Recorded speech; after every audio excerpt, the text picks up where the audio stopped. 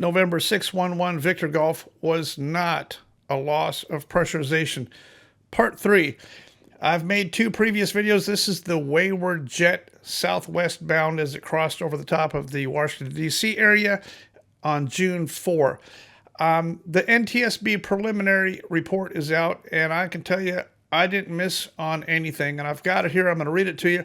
I've also got some shocking information that I have discovered as it relates to this. I'm going to do my very best to not get thrown off of YouTube for this, because this is not medical misinformation. I'm simply going to give you the facts and the data and the screen grabs to show you what I'm talking about. You come to your own conclusion.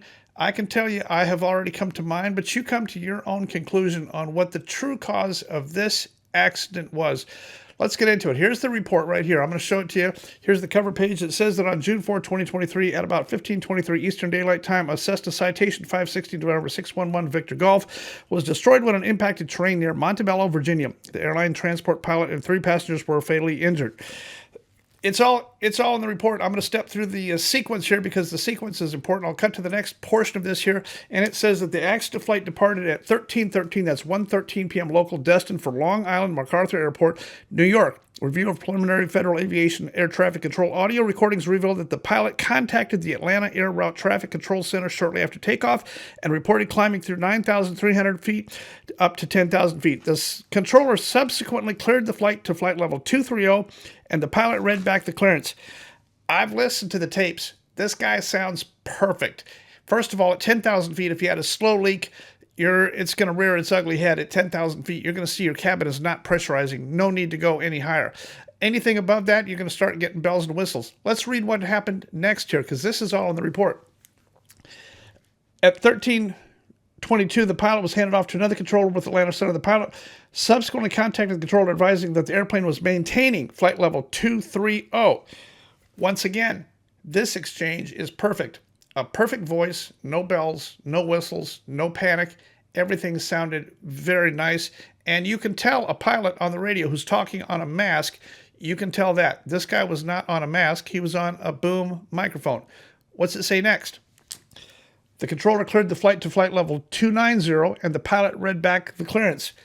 That readback was perfect. I liked it. Very clear. You don't do any better than this readback clearance. There was no mistake here. At 13:25, the controller cleared the airplane to flight level 340, and the pilot read back the clearance. He read back this one. He's cleared to 340, and he read it back. A perfect exchange in a perfect voice. What happens next? At this time, the airplane was at about 28,000 feet when he read back that clearance. At 13:28, the controller amended the prior altitude clearance and instructed the pilot to stop the climb at 33,000 feet for crossing traffic. The pilot did not respond to the amended clearance. The airplane continued to climb to flight level 340 and leveled off. So somewhere around 28,000 feet is where this guy went medically incapacitated, and we're going to talk about that in a second. He became medically incapacitated. What's in the rest of this report? The airplane arrived overhead at Long Island at 14:32, maintaining flight level 340 throughout the flight. The airplane continued on subsequently continued flying on the southwest on a ground track of 240. Here's the ground map of this. Nice, easy, gentle, autopilot flown, altitude hold, nice, easy left-hand turn. Your passengers in back would never even feel this soft ride, shallow angle of bank turn. There's a soft ride button in the citation, low angle of bank. The computer takes it into account. Nice. You probably can't even tell that the airplane is hardly turning from in back. The passengers were in back. I'm sure this was their second flight. We're going to get a look at the very end of this report because there's some important information in this. The track showed the deviation altitude at 15:22 when the airplane entered a rapidly descending right spiral descent of the terrain. According to North American Aerospace Command NORAD statement, about 15:20 the airplane was intercepted by fighter aircraft. Well, it says that it went down at 15:22, but it got intercepted at 15:20. It says that 2 minutes before it started, it spiraled dive for the Earth, that it got intercepted. Not true. It got intercepted a long ways northeast of Baltimore. Way north of it. The fighters were there in position, flying in trail and below with orders to watch it and keep an eye on it. There was no need to go vertical. There was no need to go supersonic. They had F-16s on this thing in sight. The slotation is slow compared to an F-16. They were in trail and below it with sights on it. It was only after it cleared the DC area that they cleared the fighters to go up, fly even with it, and take a look at it. That's when it happened. It only happened to be that they only got a few minutes look at it before the right engine flamed out and this thing started down. The intercept occurred a long ways before, and there was no need to go supersonic. I hope the guy that did it and got to go vertical and got to go to burners and got to exceed Mach 1, I hope he gets a book deal because he deserves it and he was authorized to do it, and good on him. I would probably do the same thing as well. It's just tax money. We'll just burn a little bit of gas. It's all good. Let's go on and read the rest of the report here. According to recent maintenance inspection, the airplane, as of May 2023, was equipped with a cockpit voice recorder. However, at the time of this publication, a CVR had not been located. The airplane was not equipped with a flight data recorder, nor was it required to be. So, not required to have a flight data recorder. It had a CVR, but they still haven't found it. There's going to be nothing on it anyway. The CVR is a 30-minute tape loop. It's an old Fairchild unit. There's not going to be any data there. The flight was longer than 30 minutes, and people keep talking about how unusual this flight would have been for the passengers to have gone an extra 3 hours of flying with nothing going on. Not true. Look at the timestamp on this thing. From the time the airplane turned around until the time it was in the ground was only 50 minutes. It made a nice, easy turn. This is only an hour, 15-minute flight to get up there. He added an extra 45 minutes or something like that. The passengers are in back. They're flying single pilot with a single pilot guy up there. They know not to go up and bother this guy because he's by himself and he's going into New York. They would not get out of their seats and go tap this guy on the shoulder and ask, when are we going to be there? When are we going to be there? When are we going to be there? They're not going to do it. They're going to keep the blinds down, keep quiet, everything's good, and they would have never known that there's any problem. I have been a single pilot captain going into New York in lots of citations before. I always brief my passengers, look, we're going into New York. I'd appreciate it if you guys just stay bolted up. I can't come back there. I can't serve you, and I can't talk to you. I'm going to be kind of busy for a few minutes. Everything's good, but you guys stay seated. Hang on. We'll be on the ground, and everything's good. That is always my briefing, single pilot, when I'm flying single pilot jet and I've got people in the back. Don't come up and ask me a bunch of questions, especially when I've got weather and traffic and I'm up there by myself. It's a very busy environment. That's a very nice briefing to give to your passengers, and they always comply. They're fully understanding. This is a big job, and you got to have all your concentration to get it done. Let's take a look at the end of this thing. The pilot reported on a pilot history insurance form on May 3, 2023 that he possessed 34,000 flight hours. So on May 3, he fills out the pilot information form for this airplane. This is the form he has to have to get the insurance valid. This airplane was brand new to this operation, brand new to this owner, and brand new to these people as of May 3, and the accident happened on June 4. Now, here's the rest of the shocking information. You're not going to hear about it from the NTSB, but it's going to take them 3 years. They're going to tell you, I can promise you, they're going to tell you loss of pressurization. They're going to tell you this is a Payne Stewart thing. It's the only profile that makes sense to them. They're going to tell you loss of pressurization, single pilot, and that's all that happened. I want to point you to a document here created in November of 2021. This is brand new. It was written by a lady named Julie Grandos Larcher. She used to work for a company called Venesco in DC. Venesco has about 160 people. This thing is dated September 2021. It's called Incapacitation Data Registry Evolution. Well, what's the evolution about? This has to do with the evolution of the fact that pilot incapacitations are now frequent. In fact, they're becoming a problem. In my 40-some years of being a pilot, I've never heard of one of us becoming incapacitated in flight.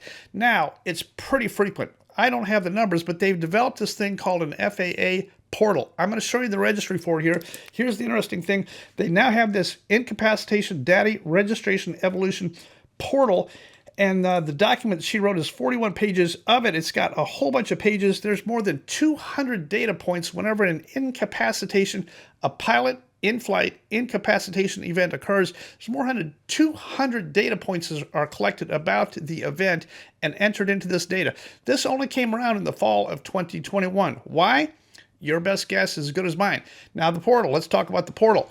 Who can access the data out of the portal? Not us. We're not allowed to see what data is in there. And out of all the 200 data points that they're collecting on in-flight, pilot in-flight incapacitation data, what's the one thing that is not on the questionnaire? It's not on the portal, and it's not a data import toggle yes or no or any data. What's the one thing missing? Your guess is as good as mine. You tell me what you think. I'll give you the answer. What's the one thing that I would like to see included on this portal is whether or not the pilot has been vaccinated or not. I'm not political. I'm not telling you who to vote for. I'm not telling you if it's related or not, but it is a data point. Remember the vaccine. By definition, by Webster's definition, the vaccine is a drug. And if you have been vaccinated, that's fine. It's legal, and you've been following CDC guidelines, and that's good. My medical recommendation is that you follow our U.S. government CDC recommendations. However, if you went incapacitated and you took the vaccine, I think we should track to show whether or not maybe is the vaccine related to problems that can occur to a pilot in flight. I would like to know that. I think the portal should be updated to allow that data point. Why not? Why would we exclude vaccine and booster information? I am not telling you what to do, and I'm not spreading medical misinformation. I'm just giving you the facts. This is the FAA. This is the portal. That's the document. You can look it up yourself. It's all there. It's highly suspect to me that this entire portal is created for the purpose of evaluating medical in-flight incapacitations, and yet the one thing that could possibly be related, we have arbitrarily selected to omit as a data point of entry. Isn't that kind of strange? Let's go on and take a look at the rest of the stuff here. There's an FAR 6153 that says, it has the words any. So if you're a pilot and flying for an airline, I want you to pay close attention to this FAR. I believe that you may possibly be perfectly within your rights if you were forced to, against your wishes, be susceptible to, for company policy, either obtain the vaccination or get fired. I think you are entitled to a long-term medical disability because you cannot, in good faith, say that you comply with 6153 because they use the word any.